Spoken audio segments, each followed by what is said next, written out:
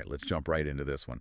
This deep dive is a real doozy. We're talking about family dynamics, expectations, and kind of that tricky spot where they collide. It does seem like these kinds of situations bring out those unspoken assumptions that families have, especially maybe when you're talking about blended families. And then, well, sometimes those assumptions just lead to conflict. Yeah, for sure. And right off the bat, we see John, who's 52. He's a steady presence in his partner, Sarah's life, which includes Sarah's daughter, Emily, who is 22. Okay. They aren't married, but they live together, and he's been the father figure in Emily's life, especially since her biological dad, Mike, who's 50, has been mostly absent. Right, and it is interesting, how these blended family situations can create some pretty unique challenges, Yeah, especially when it comes to trying to figure out roles and navigating those boundaries, parent, step-parent, all of that. totally. And it gets even more, I don't know, tangled, I guess you could say, when Emily decides to tie the knot. John, being the incredibly generous guy he is, steps up to cover the whole wedding, like $40,000. You can already see, like, how much Emily means to him. Yeah, no doubt about it. That kind of financial commitment really says a lot about his dedication to Emily and this whole family unit. But it also, it might be setting up some of those tricky expectations and rules we were talking about. Exactly. And then things really go sideways during a family dinner when Emily announces, all happy and excited, that her biological father, Mike, is going to be at the wedding. And to top it off, he's going to walk her down the aisle. Oh, wow. Yeah, That's a big moment. Can you imagine what was going through John's head? He's been the one consistent, supportive, financially and emotionally, and now Mike, who hasn't been around much at all, gets to step in for this huge symbolic role. right. Like you pour your heart and soul into being a father, and then it feels like you're sidelined for this super important event. It's got to be a huge blow to John's sense of belonging and his place in the family. Yeah, absolutely. You can see why John would be feeling hurt, even betrayed by all this. He's put so much into her life, and now it feels like his role is being, redefined without him having any say in it. And this is what I was saying about how complicated it can be for step parents, especially when a biological parent comes back into the picture. Yeah, no kidding. And that hurt is just multiplied like times 1,000 when John realizes that none of his guests are included in the wedding plans. Oof. That exclusion really drives home that feeling of being pushed aside. It's not just about Mike walking her down the aisle. It's like his whole support system is being ignored. And this all kind of comes to a head at that dinner. John, trying his best to keep it together, starts a toast, and it seems like he's saying all the right things at first. Yeah, like he's trying to convince himself and everyone else too that he's fine with how things are going. But then it all comes pouring out. All those bottled up emotions, the hurt, the feeling of being used, especially with how much he's contributing financially to this wedding. And that's where it all breaks down. He's been trying to be supportive, trying to act like everything is normal, but the emotions are just too much. He can't hold it in anymore. You can hear the resentment, the frustration that's been building up. And he just blurts it out.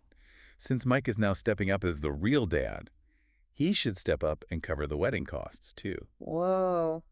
Yeah, That totally changes things. He isn't just saying he's hurt, he's doing something about it. It's like he's taking back control, drawing a line. It forces everyone to see the situation for what it is. John has been contributing financially, but that came with an expectation of belonging, and that's just not happening. and that's only the start. What happens after that dinner? Mm. Let me tell you, things get even more intense.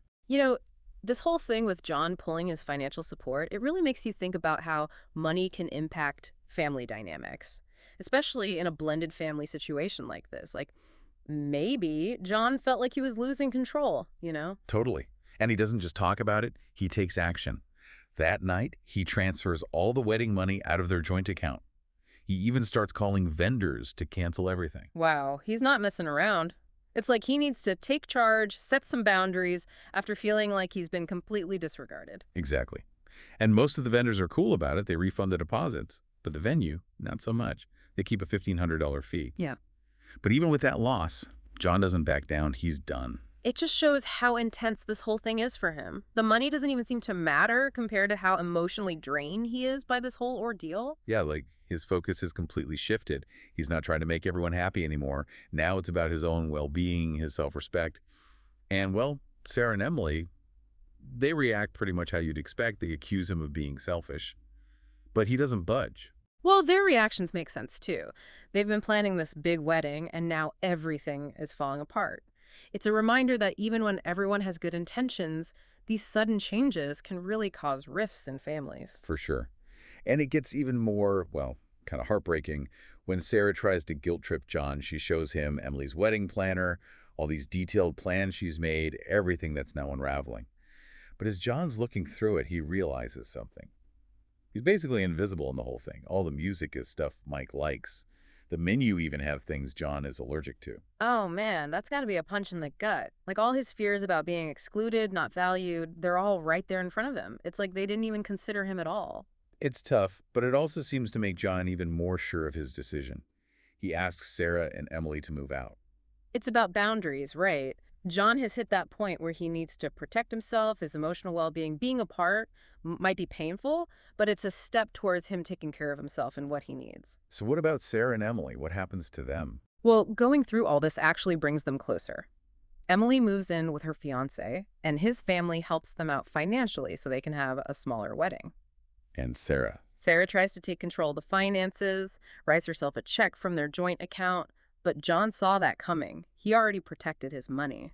Sounds like he's learned a hard lesson about being smart with his finances, especially in a relationship that's gotten so complicated. It's more than just the money, though, right? It's about feeling secure, respected, which he wasn't getting in this relationship. So after all this, how's John doing? When Sarah and Emily finally move out, it's a roller coaster of emotions for him. There's sadness for the relationship, the life they shared, but there's also this huge sense of relief. He changes the locks, grabs a beer, just takes some time to think about everything that's happened. It really makes you think, doesn't it? Even in families where everyone loves each other, things can get messy, especially with all the dynamics of a blended family, you know? Definitely. And you can see everyone meant well, but they just didn't communicate openly and honestly. And that created a perfect storm for hurt feelings and all those misunderstandings. What if John had said something, right from the start about wanting to be more involved in the planning? Or if Emily had thought about how having Mike walk her down the aisle would make John feel? It just highlights how important it is to have those conversations, even when it's about something uncomfortable. It's about recognizing how the other person feels, their point of view, and trying to find solutions together that work for everyone. Yeah, for sure. And this story also shows how tricky money can be in families, especially when you've got the added layer of a blended family. John was being generous because he loves them and is committed to them, but when his expectations weren't met, all that financial help became this source of resentment and conflict. Yeah, it's a tough balance, isn't it? How do you help out financially without making someone feel obligated or controlled? How do you separate the money from all the emotional stuff that's going on in the relationship? It's a big question for a lot of families, I think. Maybe the answer is just being open about it. Yeah. Setting clear expectations right from the beginning and remembering that you shouldn't use money to try to control people in your personal life. Right. So what do you think our listeners can take away from John, Sarah, and Emily's story? What have we learned from this deep dive? Well, it definitely reminds us that communication, being clear and honest, is super important in any family, but even more so in blended families where things are just more complicated. You have to say what you need, what you expect, and really listen to what the other people are saying. Try to see things from their side and be open to compromise. And, things change, people change, and roles in families change too. You got to be ready for that. And we have to remember that everyone deserves to feel like they matter, that they're respected within their family. If you're feeling left out or like no one is hearing you, you have to speak up for yourself. And if you're the one making decisions, think about how those decisions are going to affect other people, especially the ones who've been there for you, who have put their time and energy into your life. John's story is a good example of that. Being generous with your money is great. It can show love and support. But you have to make sure you're doing it because you want to, not because you're trying to create some kind of obligation or control. It's all about finding that balance, right? Your own needs and the needs of your family, and always keeping those lines of communication open, treating each other with respect.